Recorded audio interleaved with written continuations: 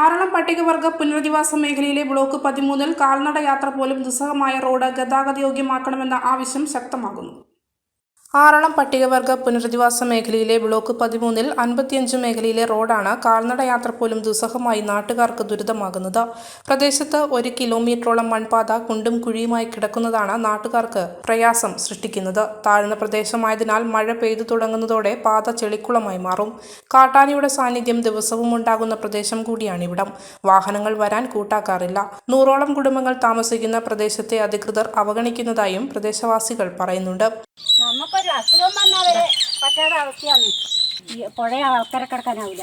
അക്കരെയാണ് കടകളല്ലല്ലോ, ചെറിയ 2 കടകൾ അക്കരയുണ്ട്. എന്ന് അത്യാവശ്യ സാധനങ്ങളൊക്കെ മേടിക്കാൻ പോകണമെങ്കിൽ അക്കരെയാണ് പോകേണ്ടത്. പിന്നെ ചെറിയൊരു പാലം ഞങ്ങളുടെ പൈസ ആക്കിയിട്ട് പഞ്ചായത്ത് പൈസ കിട്ടിയ തടിപ്പാലായിട്ട് വെക്കുന്നുണ്ട്. അത് കുറച്ചുകൂടി നന്നായിട്ട് റേഷൻ അരിയൊക്കെ ആ പാലത്തെ കൂടെ ഞങ്ങൾ കടത്തുന്നത്. എല്ലാത്ത അസുഖം വന്നാലോ ഇന്നലെ തന്നെ ഒരു വണ്ടി വരെ വെള്ളം കെട്ടിക്കിടക്കുന്നതാണില്ല. റോഡ് എത്ര വർഷമായി പറയുന്നു. ഇപ്പാവും എന്ന് പറയുന്നു. കാലത്ത് ഇവിടെ പഠിക്കാൻ പോകാനാകുന്നില്ല. മുട്ടിന് മേലെ വെള്ളത്തിൽ നീന്തിയിട്ടാണ് പിള്ളേരെല്ലാം ഈ ഒരു തോട് കടന്ന് ഇങ്ങനെ സ്കൂളിലേക്കെല്ലാം പോകുന്നത്. പഠിക്കാൻ പോകാനാകുന്നില്ല. അവിടെ എത്രയും പെട്ടെന്ന് നമുക്ക് റോഡ് ഒന്ന് ശരിയാക്കി തന്നിരുന്നെങ്കിൽ നല്ലതായിരുന്നു. ഇവിടെ ഒരുപാട് ആളുകളുണ്ട്, ആദിവാസി ST ആളുകൾ.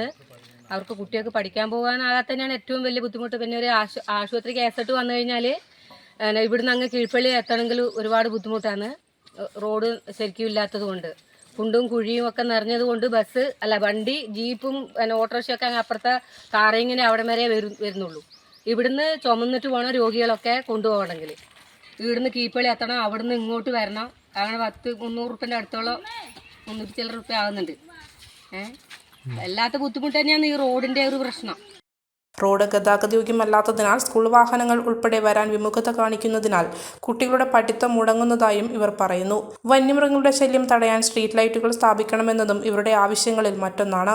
മഴക്കാലമായാൽ പുറം ലോകവുമായി ബന്ധപ്പെടണമെങ്കിൽ കിലോമീറ്ററുകളോളം യാത്ര ചെയ്യണം. നിലവിൽ വിയറ്റ്നാം പുഴ കടന്നാണ് കീഴ്പള്ളി, പുതിയങ്ങാടി ടൗണുകളിൽ ഇവർ എത്തുന്നത്. അപകടക്കണി ഒരുക്കുന്ന മരപ്പാലമാണ് ഇപ്പോൾ ഉപയോഗിക്കുന്നത്. പുഴയ്ക്ക് കുറുകെ കോൺക്രീറ്റ് പാലം വേണമെന്നും ഇവർ പറയുന്നുണ്ട്. അധികൃതരുടെ ശ്രദ്ധ ഈ ഭാഗത്തേക്ക് തിരിച്ച് ന്യായമായ ഇവരുടെ ആവശ്യം നിറവേറ്റി ജനങ്ങളുടെ തീരാദുരിതത്തിന് പരിഹാരം കാണണമെന്ന ആവശ്യം ശക്തമായി ഉയരുകയാണ്. മലയോരത്തിന്റെ സ്വന്തം പ്രാദേശിക ചാനൽ A-Channel.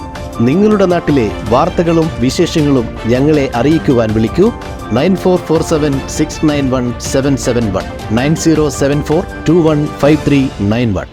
നിങ്ങളുടെ നാട്ടിലെ വാർത്തകളും വിശേഷങ്ങളും ഞൊടിയിടയിൽ അറിയുവാൻ A-Channel ന്യൂസ് ചാനൽ സബ്സ്ക്രൈബ് ചെയ്യൂ. ഓരോ നിർമ്മിതികളിലും വ്യത്യസ്തതയുണ്ട്. അവ ഓരോന്നും കൂട്ടിയോജിപ്പിക്കുവാൻ വർഷങ്ങളുടെ പാരമ്പര്യമുള്ള ഒരു നാമമുണ്ട്. Woodmart. Sofa set, bedroom set, dining table set, wardrobe and cot, fancy light തുടങ്ങി ഒറ്റ നിലയിൽ നോക്കത്താ ദൂരത്ത് ഫർണിച്ചറുകളുടെയും ഏറ്റവും വലിയ വ്യാപാര സമുച്ചയം.